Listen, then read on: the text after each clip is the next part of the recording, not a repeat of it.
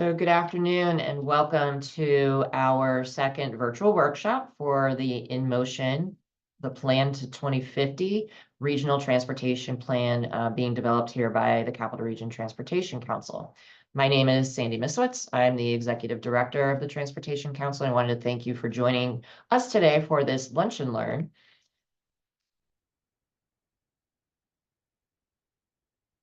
So just a little bit about who we are, if you're not familiar with us. We are what's called a metropolitan planning organization for the Capital Region. We provide federal transportation funds for plans, programs, and projects in a region that we service, which is largely the greater Capital Region, Albany, Rensselaer, Saratoga, and Schenectady counties. We have a number of member agencies, the municipalities within these counties, including the 8 cities, rotating members, towns and villages, as well as our partner agencies, CDTA, the State Department of Transportation, the Capital Region Planning Commission, and other regional entities. So this diagram sort of more specifically shows the composition of our MPO and how we're structured. We have a policy board, which again is comprised of the 8 cities. Our current chair is Mayor Kathy Sheehan of the city of Albany. The 4 counties, each county gets 2 voting representatives on our policy board, 2 rotating town and village members, and also the town of Colony, along with our partner organizations. And our structure functions such that our policy board is, in fact, the decision-making body for our MPO, and our staff works for the policy board. The policy board decisions are informed by the work of our planning committee, which is comprised of basically the staff counterparts of all of the member organizations I mentioned. And they may include community planners, engineers, other staff members. We also have advisory committees, which are open to anyone in the region, and a number of task force and subcommittees. And the public has an opportunity to engage in all of our work throughout the planning process. It's a really key part of what we do as an MPO. In terms of some of the key functions of us, we are required to develop 3 primary documents. The first is the Metropolitan or Regional Transportation Plan. This plan looks out 20 to 25 years into the future, establishes investment policies and principles that guide all of our decision-making here, and guides us in our planning work as well. The second document is called the Transportation Improvement Program. We usually call it the TIP for short. And this is a 5-year document, a 5-year capital program, I should say, of projects. This is where our road, bridge, bike ped, other types of transportation projects receive their funding. We're currently updating this document as well, and that one is updated every 3 years. Whereas the Unified Planning Work Program, the UPWP, is the document that describes the planning work our staff and our consultants do on an annual basis, and we're also updating this document. But today we're here to talk primarily about the Metropolitan Transportation Plan, which we do update every 5 years. The current plan expires at the end of August, I should say, of 2025. And we are in the midst of generating this new plan. So what is the In Motion plan?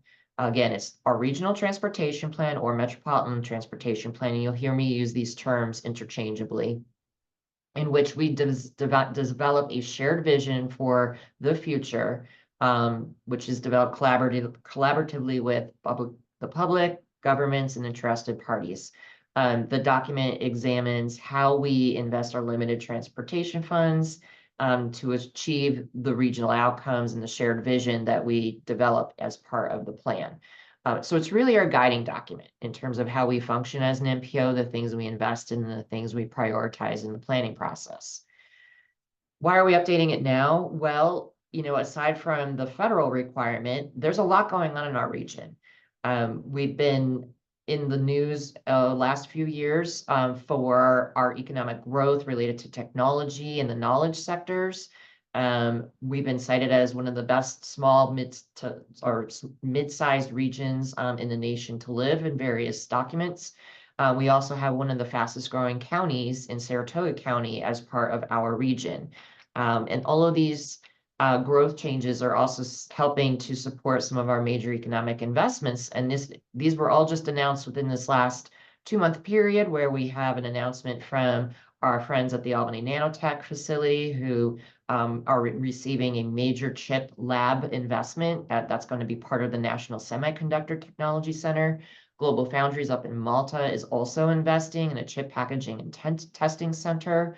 And recently the governor announced a $400 million state budget proposal to invest funds in downtown Albany.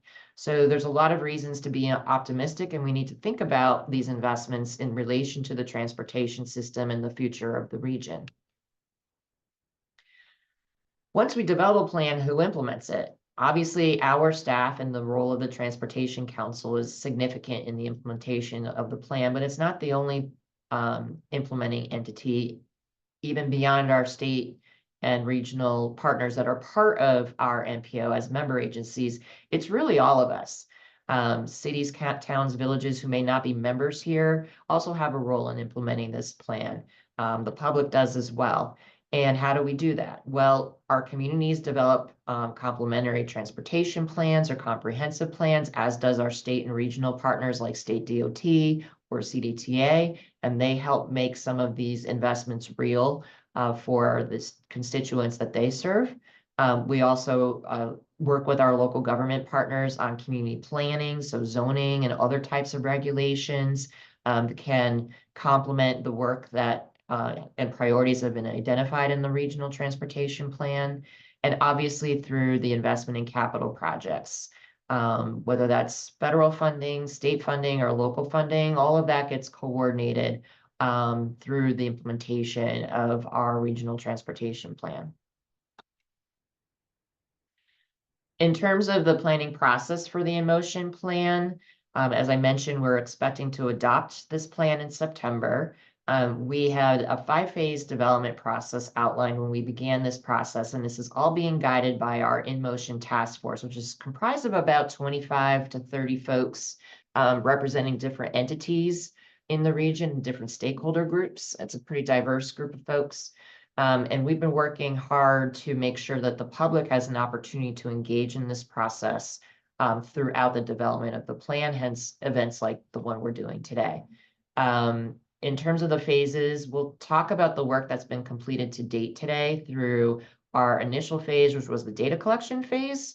And it is just as it sounds. We gathered a lot of information about our region, historical trends, to try to identify both deficiencies and opportunities. Then we also completed the inform stage, which is really our public involvement plan for the document and the planning process. Made sure we were getting the word out and have built a strong following in terms of getting survey responses and other input into the planning process. And we're currently wrapping up phase 3, which is the Imagine phase. And we're going to talk at length today about where we're at with the Imagine phase.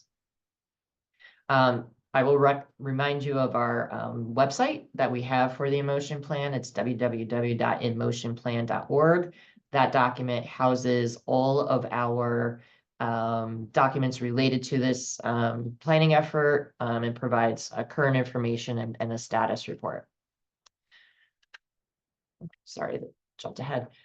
So a little bit of detail about where we're at in the process. So for phase 1, we've completed a couple of things, most notably a regional trend story map and a complementary report that documents sort of the existing conditions of the region. And I encourage you to look at the story map. It's an interactive way to concisely display information about the region instead of reading a very lengthy document. It's a little bit more interactive. It has a number of maps, as you can see in the graphic shown on your screen. And it talks about a range of issues that we assessed at that phase of the project. And one of the things that we took away from that includes a list of key regional trends. And these trends include, we know that our region, while it is still growing, particularly in Saratoga County, the rate of growth is slow when you compare to other regions in the country. We have had growing concerns about the affordability of housing in the region. The demographic data is showing we have an aging population. We also experienced, as many regions did, an increase in traffic crashes, particularly after COVID-19 restrictions were lifted. There's an inequality of opportunity, and what we mean by that is sometimes there's a mismatch between where people live and certain types of jobs, and it's difficult for folks to access jobs. So how do we address those inequities? Aging infrastructure, we're in an older part of the country. Maintaining the system in a state of good repair is an ongoing challenge. We also have disconnected development patterns. The map that's being displayed kind of shows the growth of different types of development in the region since the 1940s. And as you can see, we're kind of sprawling out, but we're not really adding a lot of new people to the region in comparison. So how do we provide a transportation system that can work with these patterns of development? And how can we also provide more transportation options in this kind of an environment? And then finally, we did see significant shifts to work at home for certain types of workers during the COVID crisis. We're continuing to see that certainly in office and some other key sectors. And what does that mean for transportation moving forward? In terms of the inform phase of the project, we've issued a couple of surveys. The first survey was an issues and priorities survey. We had about 170 plus or minus responses to that survey. We've also developed goals and objectives and completed a goals survey. And we've also developed a vision statement for the plan.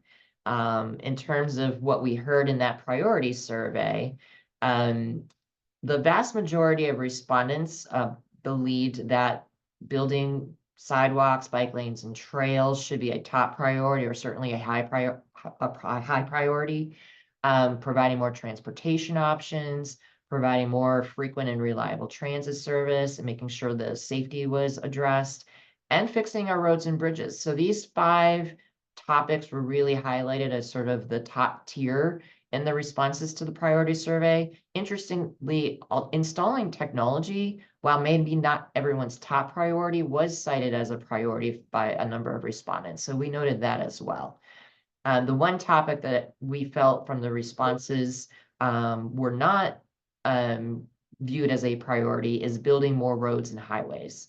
And that's consistent with what we've heard in past surveys in our region and on a wide variety of topics.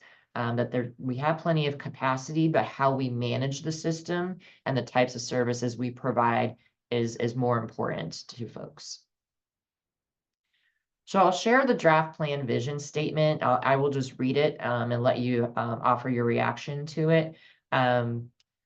By 2050, we will strive to maintain a clean transportation system that provides safe, equitable, resilient, and reliable options for the movement of people and goods. The capital region will thrive with a seamless multimodal network that is community focused, connecting all people to economic opportunity while supporting sustainable growth and livable communities. Transportation investments will address inequities, improve system performance, adapt technological advancements, and protect the environment for future generations. So this vision statement is meant to be aspirational. When we review the goals, it intends to provide a little bit more of a framework and some more details of what we mean by some of those aspirational goals. We've identified 7 goals for the plan. The goal of safety is to eliminate as many fatalities and serious injuries on our roadway system as we can, and certainly to increase the security of the transportation system.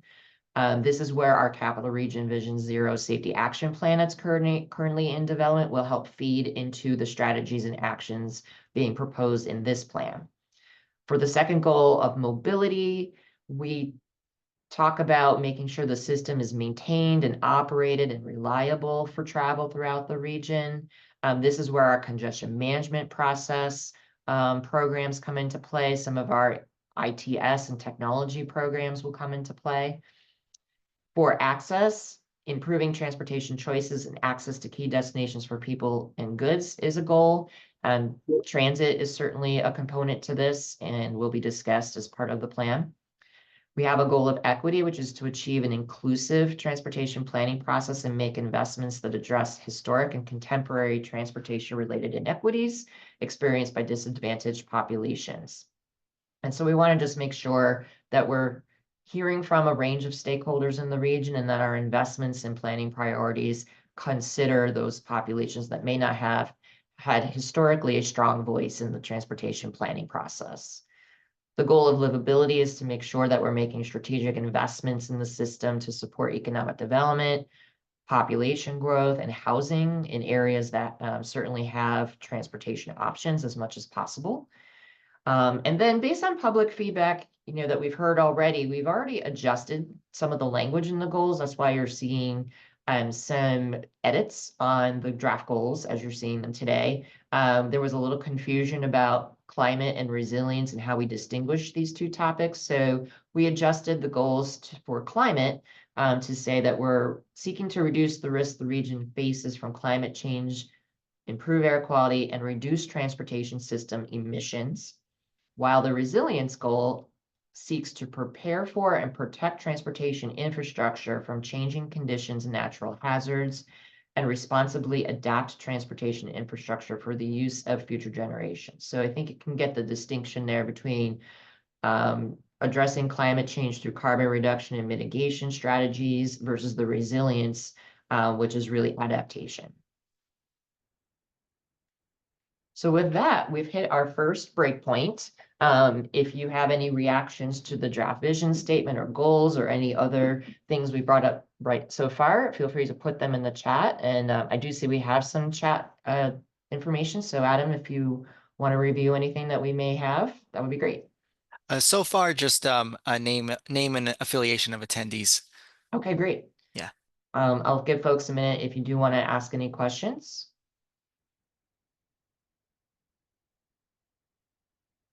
And feel free throughout the presentation to, again, provide your comments, any thoughts you have, any reactions, please provide them in the chat or use the Q&A.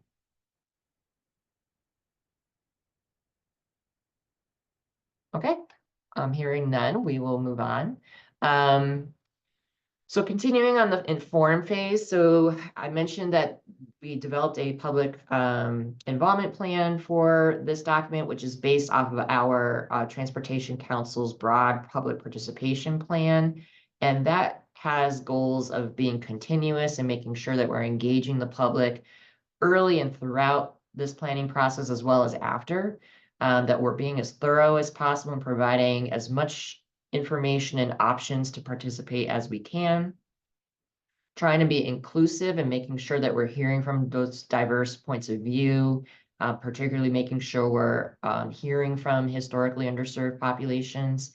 And then we're going to measure our effectiveness through a data assessment, through some of the surveys and other information we're collecting throughout the public engagement process. And just to cite an example of that, for our second survey, this slide shows some of the demographic data that we collected from our survey respondents. And what we're trying to do is identify certain characteristics, disability status, young adults, older adults, if the respondent is Latino or Hispanic, if they have access to broadband or not, if they're low income, if they have a limited English proficiency, also known as LEP. And we calculated a regional prevalence of these demographic characteristics in our region. And what we came up with a percentage of the respondents of the survey to compare against the prevalence of those characteristics in our region. And as you can see, for this particular survey, we were pretty much right where we needed to be. We've heard from quite a range of folks that self-identified representing these different demographic groups. And that's what we're hoping to see throughout this planning process, that we're hearing from a broad cross-section of the region. We're also collecting zip code data so we understand the geographic distribution of our survey respondents, which will be helpful to see where there may be gaps and how we can better serve those parts of the region moving forward. And then we're moving into and almost nearing completion on this Imagine Phase 3. Scenario planning is part of what we are undertaking as part of Phase 3, as well as a needs assessment, and completing the current vision statement and trade-off survey that is open right now, will be open through February. So we'll talk a little bit about scenario planning. What it is basically a process that helps prepare for multiple futures by imagining the possibilities. There's a lot of uncertainty. There's uncertainty in the short term, and there's certainly uncertainty looking out to the year 2050. So much can change in 20 plus years. What the scenario planning process allows you to do is not just look at the data and the trends and react to those things, but let's think proactively and creatively about what a future could look like.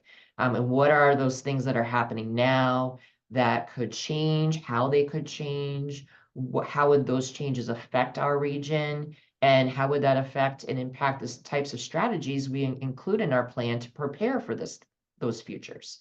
And we've chosen in our exploratory or our scenario planning process to use an exploratory method, which is a method used by American Planning Association and Lincoln Institute of Land Policy. It's a pretty commonly used tool to allow us to really explore multiple alternative futures to help identify a range of future driving forces and uncertainties. And so one of the things that we did with our InMotion task force is we held a workshop in November to gain an understanding of sort of the benefits, costs, and trade-offs associated with different investments and policies. And also to identify what is most likely to be effective across a range of futures. And we started with 4 key driving forces: development in the terms of how the region could develop land, technology, and how much more technology will be integrated into our transportation system and into our lives. The role of carbon reduction and adaptation, given we have a climate law here in New York State, we wanted to make sure that we are continuing to really think about that as a driving force for future generations.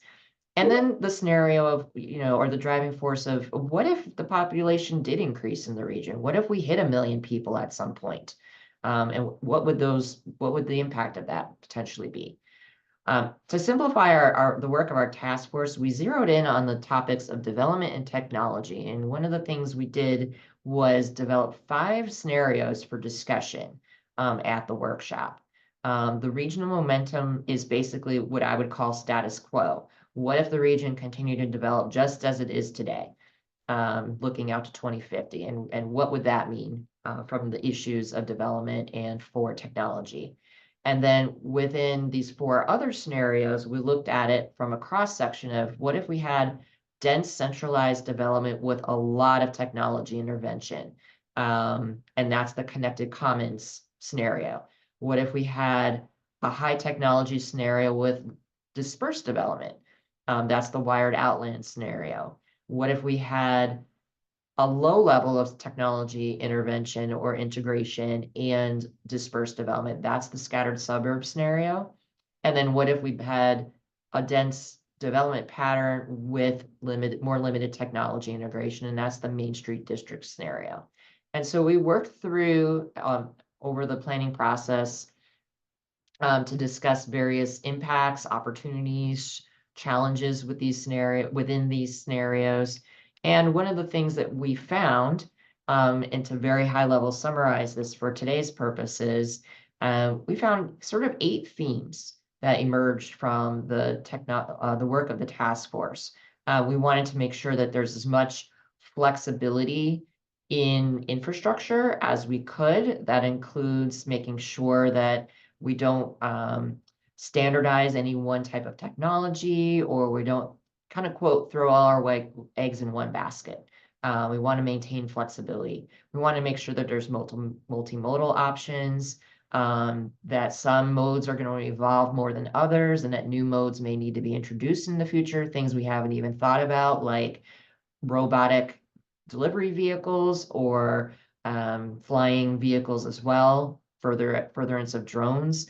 Those are all possibilities that we need to at least be open to. how the region coordinates and whether that's through, more interrelationships and coordinations between municipalities, how we, again, building more resilient infrastructure portfolio and consider equity, technology, transportation, land use, and economic viability. So all of these themes will support a range of strategies to be developed for the plan that will help meet the goals that we developed and are consistent with the vision. And the irony of the work that the task force did is a lot of what you're seeing in terms of these findings are consistent with the goals that were developed for the plan. So that tells us that we're on the right track with the direction we're going. And with that, this is another opportunity for you to give us some reactions to the planning scenario exercise, what your thoughts are about anything you didn't hear that would be of concern or that we should be thinking about. Please put those ideas in the chat. And then I'll let Adam let me know if there's any questions or comments. Yeah, feel free to put in the Q&A or the chat, folks. I'll give folks a minute to do that.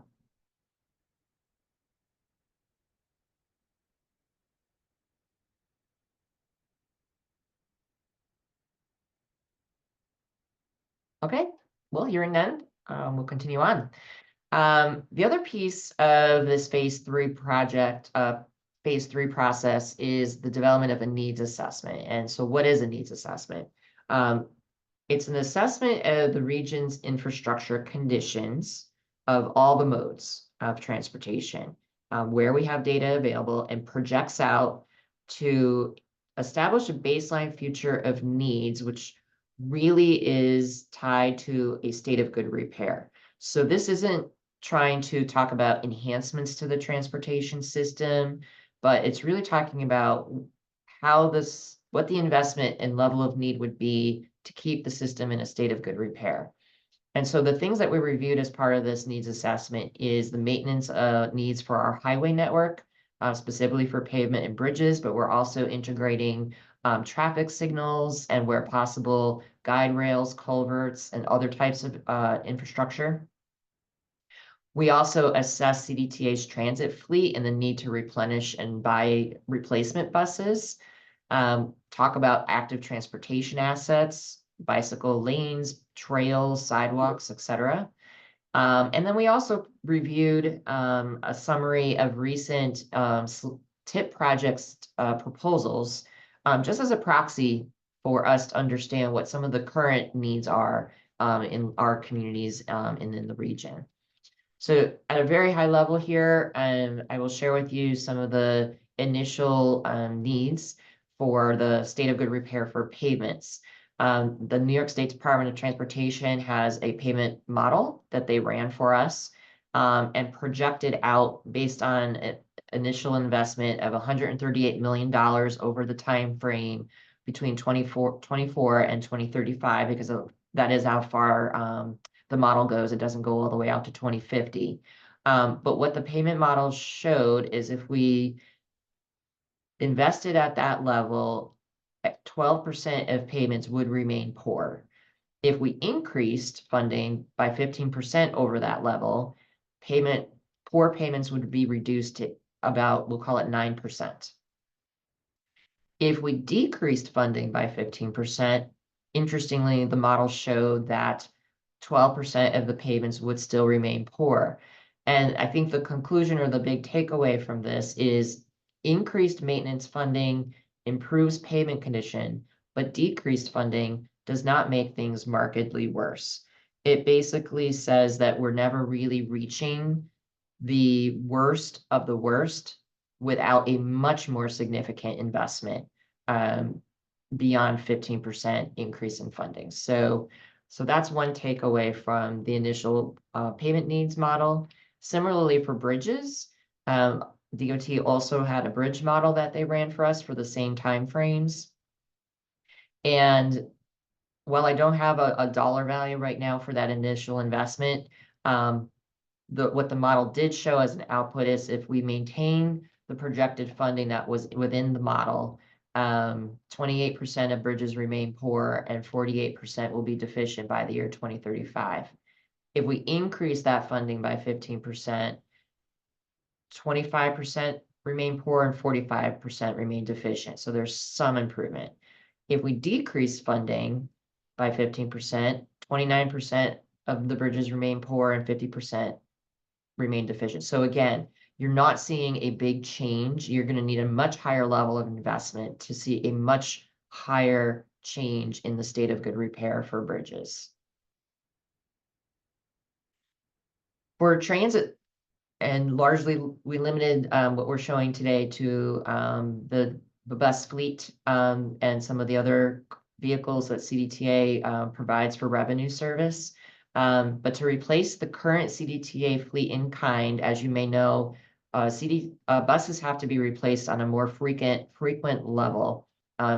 Usually in the range of every 10 to 15 years, a bus has to be replaced. That's the end of its useful life. So some of these buses may need to be replaced 2 or more times in the time frame of our regional transportation plan. So when looking out to the year 2050, based on the data we had available to us for unit costs, we estimated roughly $410 million would need to be invested to maintain the existing bus fleet in a state of good repair. And a couple of notes about that. One, this only considers, again, the replacement cost for buses reaching the end of their useful life. It's limited to the rolling stock and the revenue service vehicles for now. But it also does not consider a major zero emission vehicle investment. We are going to be developing that scenario to show folks the cost associated with moving to a completely zero emission fleet by 2050. But as you can imagine, based on the data we have available right now for the electric buses, a 40-foot electric bus, the unit cost is almost $900,000, whereas for a standard 40-foot bus, the cost is half that. So we know that there would need to be a significant investment needed, whether it's electric or some other fuel type in the future, we don't know. That's why we're framing it as a zero emission scenario. But current thinking is possibly electrification of the fleet.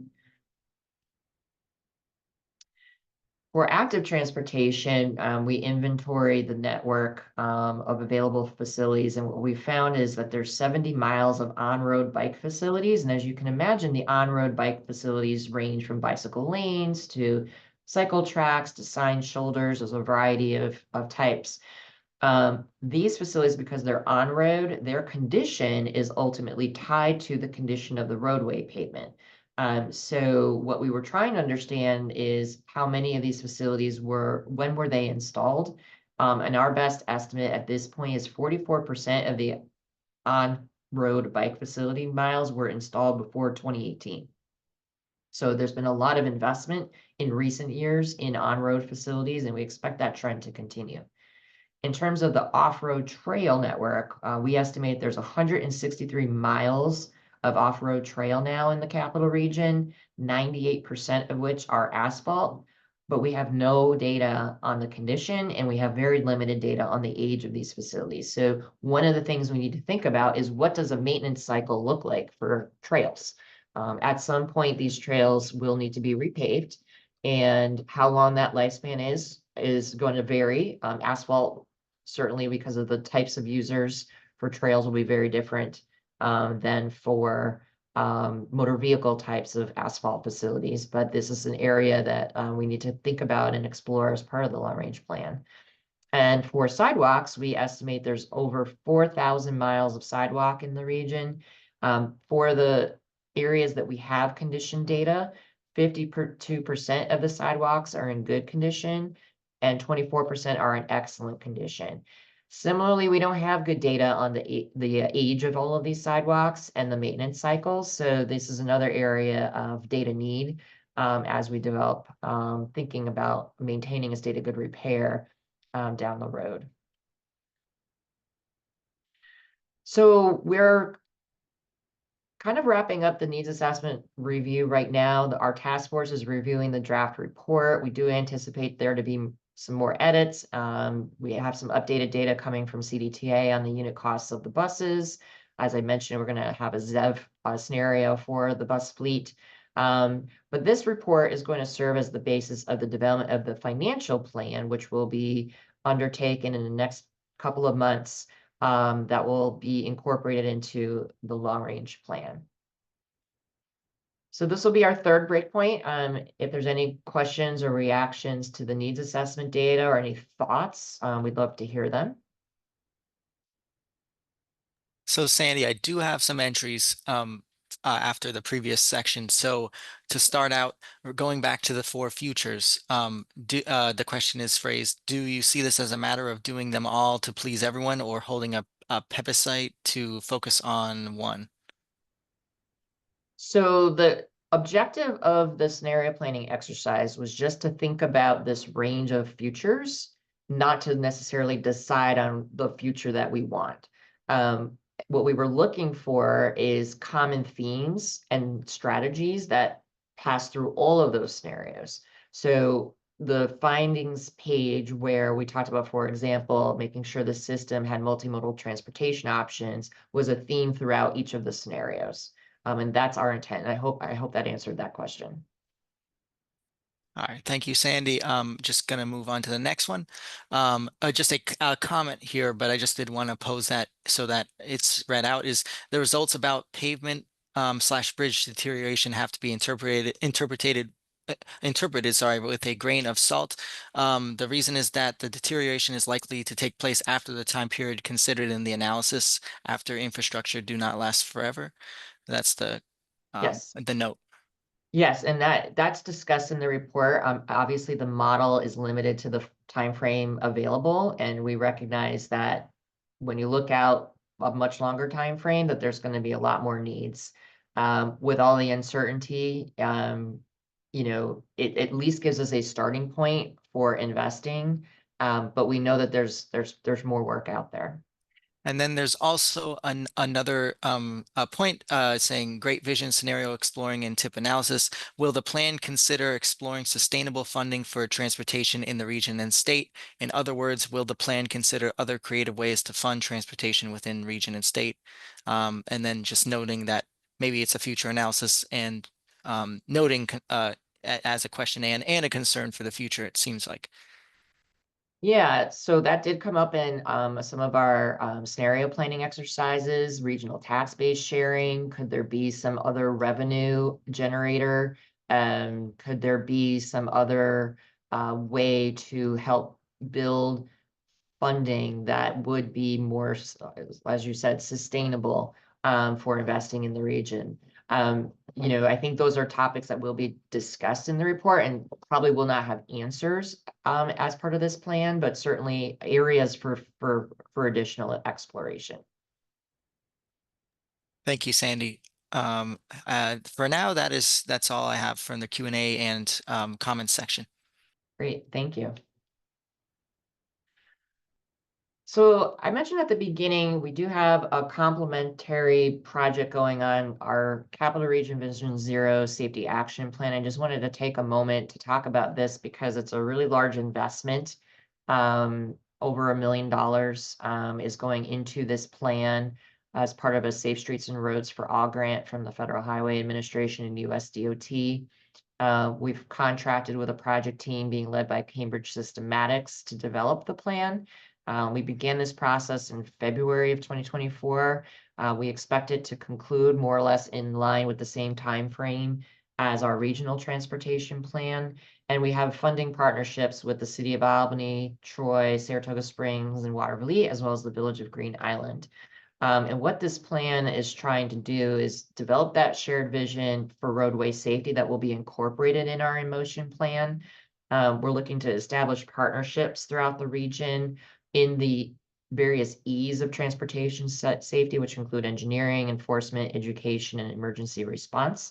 We want to be able to identify fundable projects, and these can be site-specific. Maybe it's a specific intersection, or maybe it's a system-level approach where a series of curves need to have signs replaced because they have certain characteristics, which would be a more proactive approach. Usually the site-specific is a little reactive.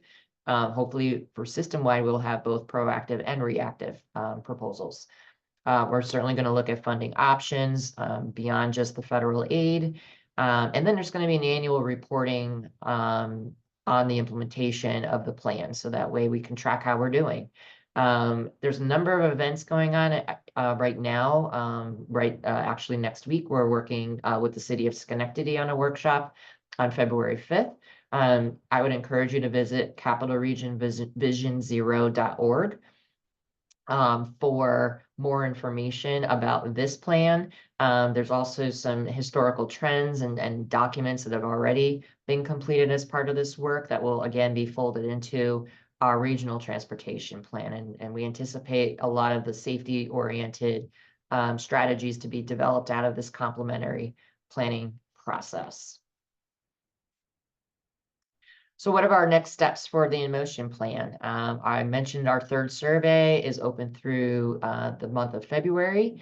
We'll be sharing a link to that in just a moment.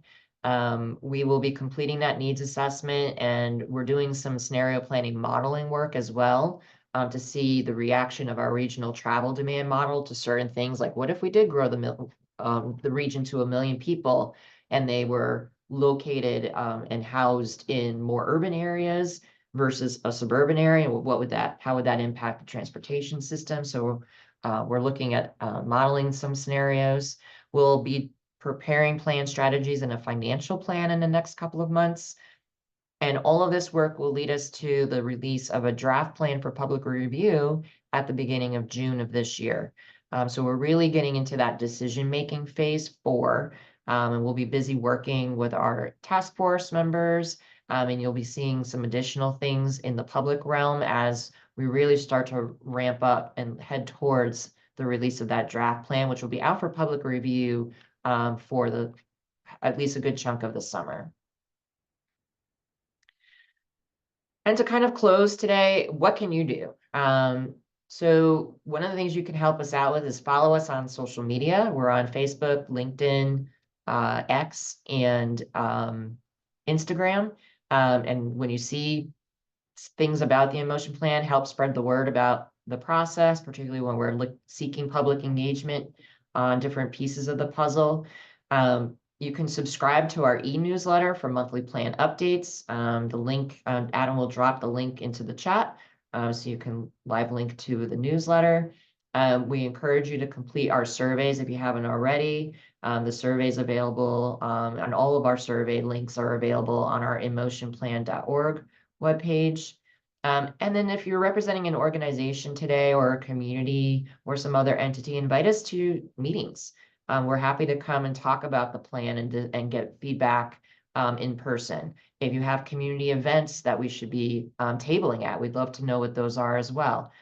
So we certainly want to get out into the community and make sure we're getting a good cross-section of involvement and perspectives as we continue to build this plan. And you can be a partner in helping to connect us to different groups and stakeholders throughout the region.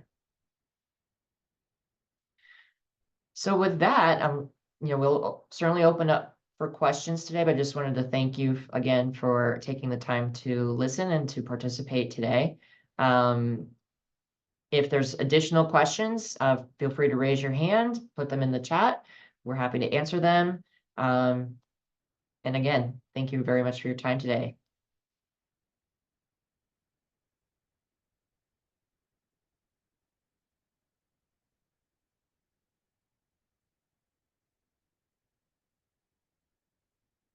Okay, hearing none, I guess we'll wrap up.